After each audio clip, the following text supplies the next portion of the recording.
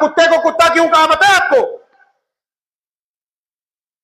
ये जो कुत्ता जानवर है यार, कितना, वैसे अगर आप कभी इसको मोहब्बत से देखिए कितना बेहतरीन है। शरीयत ने तो कहा है कि ठीक है कि इसका लुआब नापाक है, कपड़ों को लग जाएगा तो नमाज नहीं हो सकती, क्या समझे? अगर वो गीला है, किसी नाली में से उठ के आया तो जाहिर सी बात है कि नापाकी हो जाएगी। लेकिन वैसे अगर आप देखो तो पूरी दुनिया में लोग इसको गोद में उठाए फिर रहे हैं, रेलगाड़ियों में भी मिल जाएगा, बाज़ औक़ात तो हवाई जहाज में भी किसी के साथ सीट बुक हुई होती है।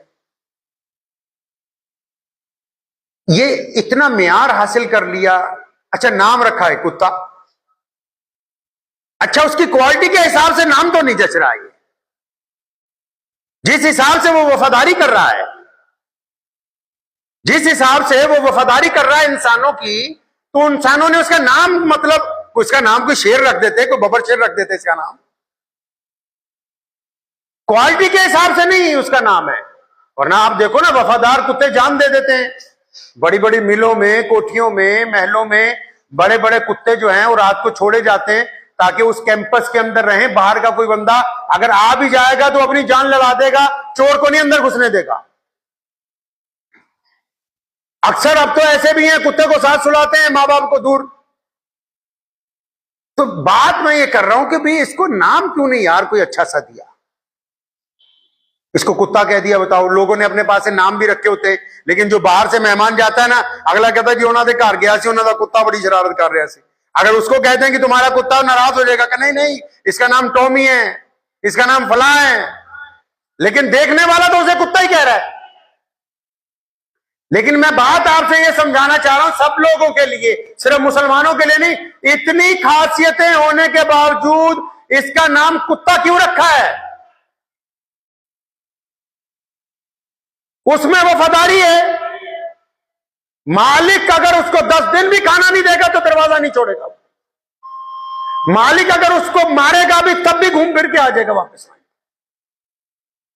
मालिक का वफादार है, मालिक की औलाद का ध्यान रखता है, मालिक के जानवरों का ध्यान रखता है। मालिक का जो कैंपस है, चाहे घर, चाहे वो छोटा सा घर है चाहे बड़ा है, उस इलाके में अगर कोई बाहर का बंदा पैर रखेगा तो ये जाके उसके ऊपर भौंकने लगेगा, उसको काट देगा जाके। उसके बावजूद इसको नाम दे दिया कुत्ता। अरे भाई कोई अच्छा नाम देते। अब कुत्ता नाम इसको इसलिए दिया गया, तारीख जो कहती है, इतिहास जो कहता है, कुत्ते को इतना ये नाम इसलिए दिया गया कि हम इसको कुत्ता इसलिए कहते हैं क्योंकि ये इंसानों का वफादार है। कोई भी इंसान को इसको दूध रोटी डालेगा ये उसका वफादार है, उसको काटेगा नहीं, उससे जफ्फियां डालेगा, उसको चूमेगा, चाटेगा। ये इंसानों का वफादार जानवर है। लेकिन इसको हम कुत्ता इसलिए कहते हैं क्योंकि अगर इसकी नस्ल का कोई बंदा, इसकी रंग का कोई जानवर, इसी के तरीके का चार पाए का कोई जानवर, जिसका जो भी कुत्ता ही हो, वो अगर इसके इलाके में आ जाए, इसके घर में आ जाए, इसके मोहल्ले में आ जाए, तो जब तक इसको उसको भगा नहीं लेता तब तक इसको सांस नहीं आता। ये अपनी रंग, अपनी नस्ल, अपनी जात, अपनी बरादरी को पसंद नहीं करता है, उनके ऊपर भौंकता है, उनको भगाता है। इसलिए इसको कुत्ता कहा गया कि इंसानों का तो वफादार है, ये अपनों का वफादार नहीं है। असली कहावत है ना, पंजाबी च कहते हैं यार बंदा कुत्ता यार, मतलब इसकी आदतें उस जानवर जैसी हैं जो दूसरों से तो यारी ऐंठता है, दूसरों से मोहब्बत करता है, अपनों को दंदियां मारता है, इनको काटता है।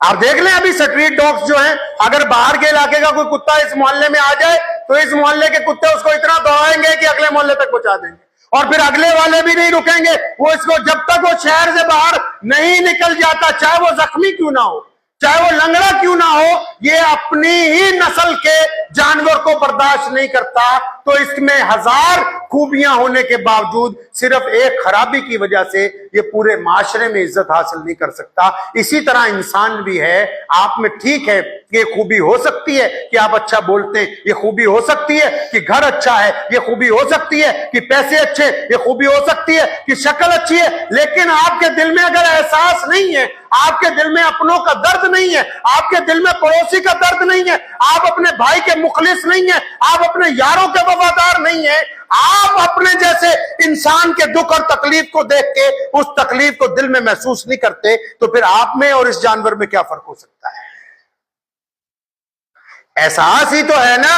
हम गुनाह कर ले और अगर एहसास पैदा हो जाए तो अल्लाह फरमाता है कि मैं माफ करने के लिए तैयार हूं, क्योंकि मेरे बंदे के दिल में एहसास है कि मेरा कोई रब है और मैं अपने रब को राजी करना चाहता हूं, अपने रब से माफी मांगता हूं। अल्लाह ताला एहसास वाले बंदे को माफ करने के लिए तैयार है। अब जिनके दिल में एहसास नहीं है वो जालिम बन गए, जिनके दिल में एहसास नहीं है वो चोर बन गए, जिनके दिल में एहसास नहीं वो डाकू बन गए, जिनके दिल में एहसास नहीं है वो झूठ बोलने वाले बन गए, क्योंकि एहसास मर गया है।